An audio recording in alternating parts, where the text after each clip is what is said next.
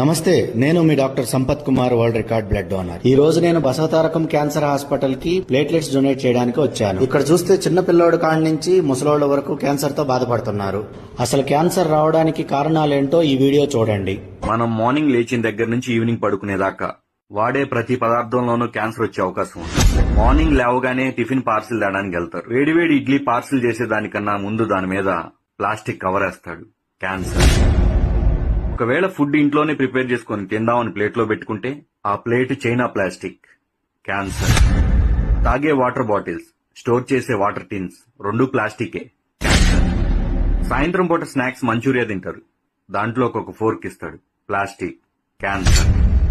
కారాలు, పచ్చళ్ళు, పోపులు ప్లాస్టిక్ డబ్బాలో నిల్వ చేస్తారు. క్యాన్సర్. స్నానం చేయడానికి ప్లాస్టిక్ బకెట్ లో హీటర్ పెడుతున్నారు. వాటరే కాదు, ప్లాస్టిక్ బకెట్ కూడా హీట్ ఎక్కుతుంది. క్యాన్సర్. ఆరోగ్య బొండ తాగుతారు, కానీ దాంట్లో ప్లాస్టిక్ స్ట్రా వాడతారు. తలనొప్పని టీ తాగుతారు, కానీ దాన్ని పార్సిల్ ప్లాస్టిక్ కవర్ లో చేస్తారు. పాల ప్యాకెట్స్, పెరుగు ప్యాకెట్స్, ఆఖరికి చిన్న పిల్లలు తాగే పాల డబ్బాతో సహా ప్లాస్టిక్. క్యాన్సర్. వీటన్నిటికన్నా మోస్ట్ డేంజరస్ మార్నింగ్ లేచిన దగ్గర నుంచి ఈవినింగ్ పడుకునేదాకా వాడే మొబైల్ ఫోన్స్. క్యాన్సర్.